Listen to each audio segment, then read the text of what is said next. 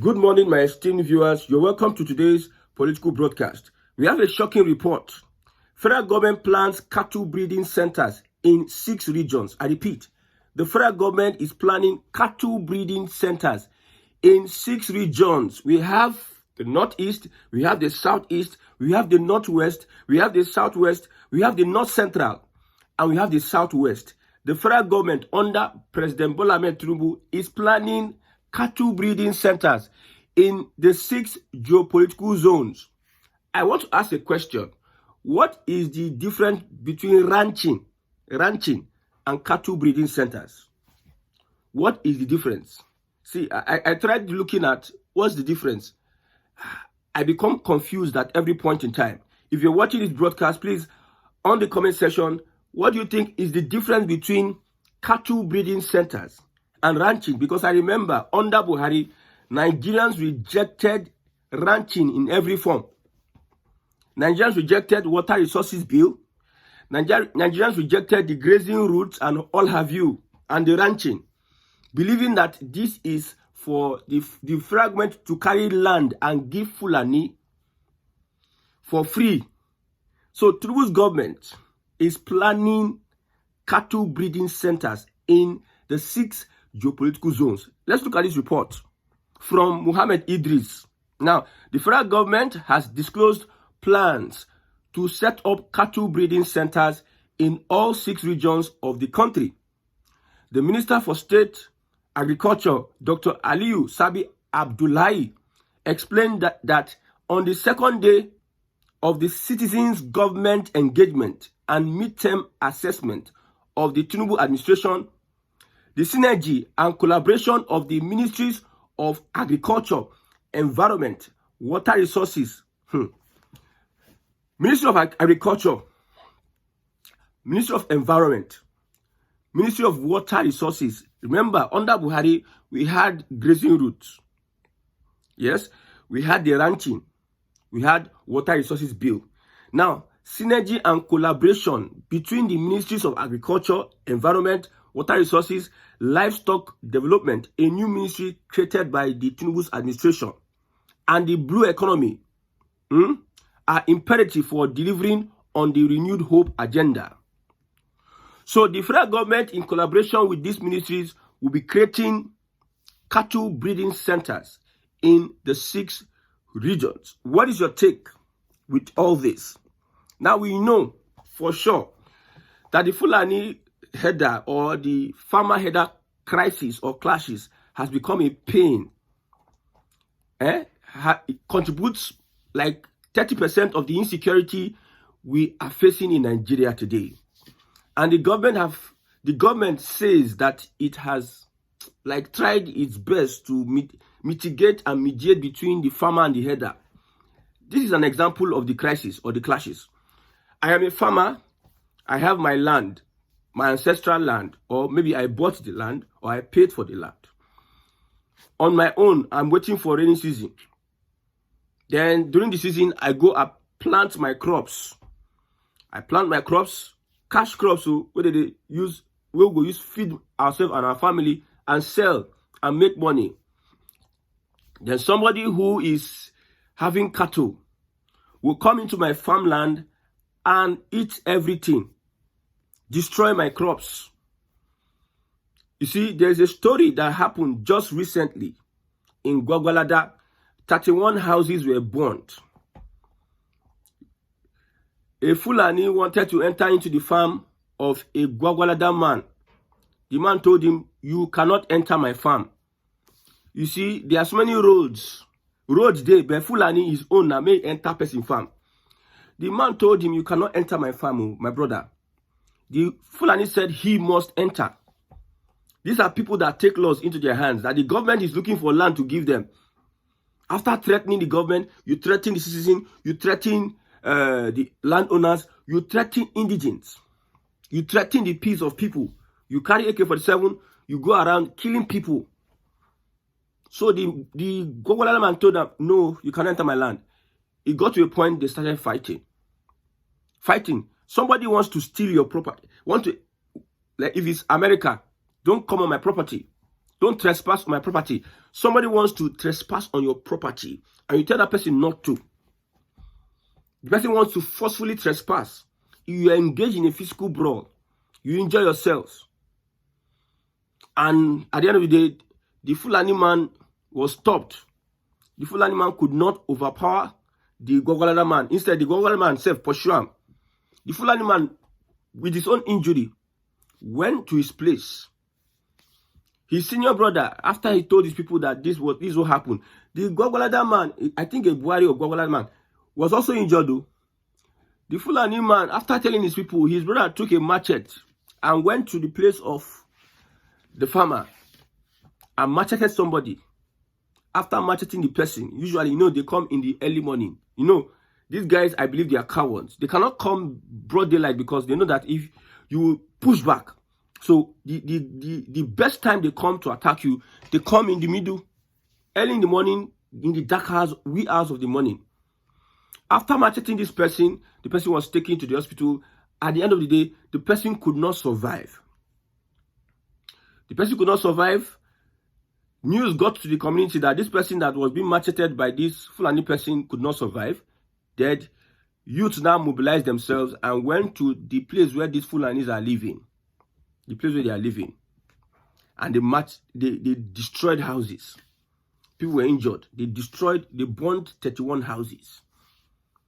This is an example of farmer-herder clash. And what is the government doing? Look at what the government is doing. The government is looking for a way to settle this. The government is now trying to compensate the Fulani person by creating cattle breeding centers for the Fulani. What is the government doing for the man that was killed? That his farm was trespassed upon? We don't know yet. So Nigerians have been saying over the years, the reasons why Nigerians rejected the Buhari whatever is because you cannot give these guys land for free. The Fulani are not a special people that you carry land. The Igbo man doing spare parts, would you give him land free to build for his spare part whatever? The farmers, are you giving them land free? Well, why is it that the federal government is looking for a way to impose it on the governors of these regions? Because now, I know the style they will use now, because federal government does not own land.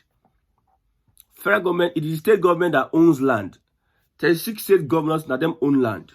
Now, we have this regional system. Northwest developments, the development regions created by Tinubu. I believe they may use these regions to create cattle breeding centers for the Fulani. My question is,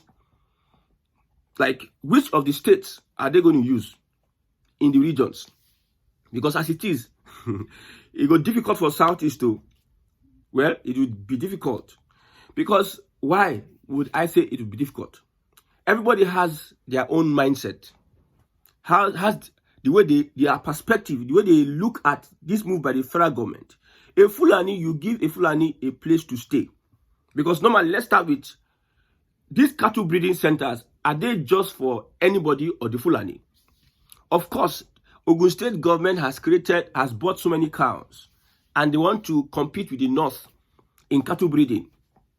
Ogun State government and then buy cows. They are competing with the North in cattle breeding. At the end of the day, you find out that most of those that will be working in that cattle farm will be the Fulanis. The people, the indigenous of those places are not used to these things. Our young people are into different...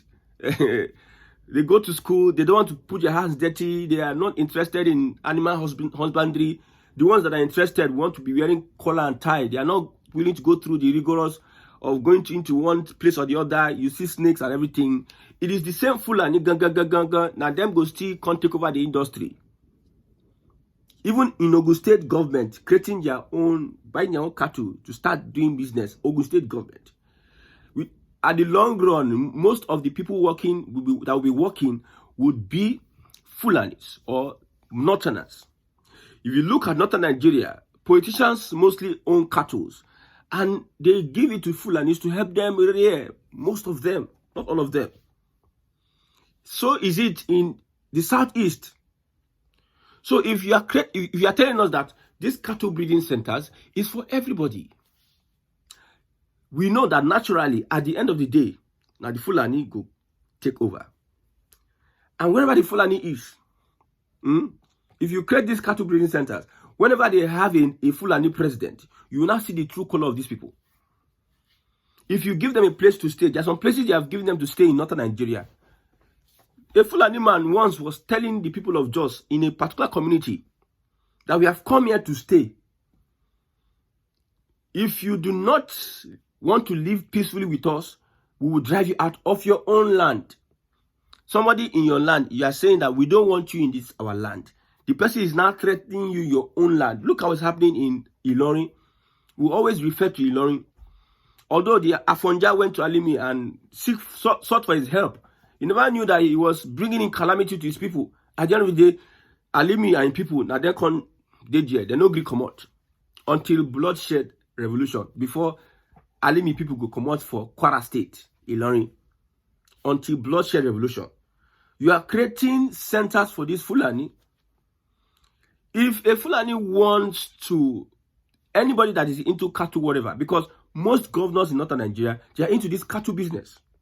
Cattle business is one of the most profitable business when it comes to animal husbandry. Number one, if I may say, cattle. Everything, the cow itself, everything na money. The blood na money. The milk na money. The skin na money. The bone na money. Everything. Cow no dey be like say at the sick like bird flu. I get malaria. Or cows they are fighters. That's why they can go into deep, thick forests, even snake and everything. They always survive. The only thing that can kill cows if they are being poisoned or whatever, or what farmers will put in their farm, insecticides and all those poisonous they eat in, and it may just kill them. But normally, cows are survivors. So most governors in northern Nigeria are into this cow business. So northern Nigeria, I know they will want to adhere to that. And there's this another way for them to push their agenda. My brother. It is high time we get the intelligence and smartness to know that we know that the government wants to, in quote, as they tell us, they want to settle. But we have pointed out that the farmer that is being killed every day, what have you done for them? Why are you giving this Fulani preference? Because at the end of the day, you say anybody, who are those that are majorly involved in cattle breeding? Is it not the Fulanis? And their powerful sponsors, which are the governors and top politicians in northern Nigeria. Only Niger State can accommodate all the cows in Nigeria. Only Niger State. Why is it that they are not? It's as a result of transportation. Put them in northern Nigeria, have them do so many places. But the thing they will not want to tell you is that this one is Mohammed Idriso. The thing they will not want to tell you is that these guys are moving. This is time for them to seek for the fighter lands in southern Nigeria. The grasses in southern Nigeria, they love it. In Plateau, Jos, and other places, Middle Belt, they are moving from the core north into Middle Belt, into southern Nigeria. That's why you see killings upon killings. You see clashes upon clashes. An average Fulani is not adherent to the laws of the land. An average Fulani, bush Fulani, they say, don't encroach on people's land. They go see, now the next thing they will do, you go see another person. And they will brag about it. They listen to news, they know what is going on in Nigeria. But what they tell themselves is the problem. They tell themselves, a governor standing beside a bandit was telling people that Fulani is a special citizen. The governor is in PDP now. I will not mention his name. So the problem is not whether we don't want to solve the farmer header crisis. It's the inability of the government to prosecute the killers, the people that are guilty of killing. Yes, it is the inability of the government. When there's a farmer header crisis, the Fulani are seldom prosecuted. Instead, with clear threats, they are making threats on social media. You see, they are making threats left, right, and center. But most times, they are not being arrested. Somebody was even threatening the president. Most times, they are not being arrested. An ordinary citizen in Southeast will just do a little threat. DSS will now, their ear go stand up. That is when they are so active to arrest the person. So me personally, I am saying this is another plan, another ploy by the powers that be to make sure they enter. Because of the Fulani, they create Ministry of, I think, Livestock. Ministry of Livestock. Buhari wanted to take over our water and give it to the Fulani. We will continue to say that. Because some people say, Shebi, when Buhari said ranching, you people say no. No, I've told you the reasons why people are saying no. It is because if you give the Fulani one leg, we are moving towards restructuring. No. If you give them one leg, my brother, they are the ones, two people in Nigeria more powerful, the Yorubas and the Fulani. At least for now, the Yorubas have like let's say 2 years. If Tinubu does not win the presidency, Yorubas have like 2 years now. But if he wins the presidency, Yoruba have 6 years to be prominent in Nigeria. But the Fulani has always been prominent. And we have seen their true color under Buhari. You think that everybody don't have sentiment? Everybody have their own ethnic sentiment. So what is the ethnic sentiment of an Atiku who is a Fulani? Who deleted the message because of his people attacked him on Deborah that was lynched. He put out a message, his Fulani brothers attacked him and threatened him. He now deleted it. So what is the ethnic sentiment of an average Fulani? Is for them to have a space in Nigeria, to create something for themselves in Nigeria. You look at the Fulani, I told you that restructuring will not favor the Fulani. So some things like this of creating is just like another form of indigenization. Anything, that thing put out by Benjamin Kalu and co. Indigenization policy or indigenship policy favors the Fulani the most, not even favors the Fulani because the Fulanis have no base in Nigeria. They tell you a lot of history that they want, but it is clear that they are from Senegambia, Futa Jalon. They know, that's where they're from, and they enter Nigeria. So anything restructuring, they are against it. But this is another form of them having access. Federal government access. I told you that the 1999 Constitution is a deed of assignment given to the Fulani to take over Nigeria. There's no group in Nigeria that can do what the Fulani are doing. If it were the Yorubas that are doing what the Fulanis are doing, going to people's land, killing. The other time, 32 persons were killed. The other time, 100 persons were killed in Benue State. The governor will come and threaten. They will be incapacitated. The people in Plateau will be accusing the army of shielding these guys. The army will be looking at you because, number one, you should know something. The army in Nigeria, they are strong. Even a Tinubu will play politics with the military. Because the military sees a Tinubu gone as a civilian, bloody civilian. So the Tinubu has to play politics with the military. Because they do a mind of their own. You cannot bully them. All you can do is say you can appoint this one and they retired. Or see, so they will accuse the military of the military are shielding. Every now and then, the governor of Plateau State will be complaining. The people will be accusing. Nothing to solve the problem. This one now, and I want to go create cattle breeding centers. Cattle breeding centers for the Fulani. Okay? Now let's look at this. What is the difference between cattle breeding centers and a ranch? A ranch is supposedly an enclosed place. A ranch, an enclosed place whereby the cows, the animals you have to feed, and a land is even better and much more profitable. If the people that are doing their private business, the Fulanis that are doing their private business, dedicate money to buy ranch, and if people are willing to sell for them, that's another thing entirely. Cattle breeding centers are centers. You see centers. It might be, the federal government, sometimes if they are giving out their information, they are not clear on what they are actually going to do. There's no clear cut. They're not specific. They don't give you the information. We have National Orientation Agency. This one is non-functional. I told you this is the platform of the Minister of Agriculture. Look at the views it is getting on social media. Minister of Agriculture of a whole nation of more than 200 million. They are getting, as at this moment, 2,498 views. The Minister of Agriculture. Ordinary, some persons picked up this information and posted it. You know the views they will get. I think channels should have gotten 29,000, 20-something thousand, or 30,000 views by now when I got the information. So the federal government will not be clear. On is it one center? Because I know that it cannot be one center in the region. Cattle breeding centers, different centers, that place, next place. Maybe they will start one in Lagos, or they start one in Ogun State, start one in Ondo State. It is centers now, cattle breeding centers. An area mapped. They use English, disguise them. It can't look like grazing routes somehow, combined with the ranching. And they tell you. So this is the difference I see between ranching and cattle breeding center. Ranching is a fixed place. Cattle breeding center can be an expanse of land or an area dedicated for this, not just in one place. It can connect to other areas. They can map out a certain area. But ranching is an enclosed place.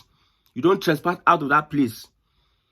People can be around that area, but it's an enclosed place. Well, may God help Nigerians. Because I've said it, if we don't restructure this country, at the end of the day, the Fulani, they are preparing. They are watching us now in Southwest and Southeast. They are sitting down, they are watching us. They are working with Tinubu, but they are still watching you. You can see how Fulani leaders have jumped from one party to another to tell you where their loyalty lies. Is the power. Look at El-Rufai. Within a space of 2 years, don't jump to 3 parties. Look at Atiku. Now, people who won't call Nigeria be that too. And you think that a Fulani working under President Bola Ahmed Tinubu is totally committed to, okay, Abi, they don't have their own plan. So let us be fighting Igbo and Yoruba in Lagos and fighting ourselves.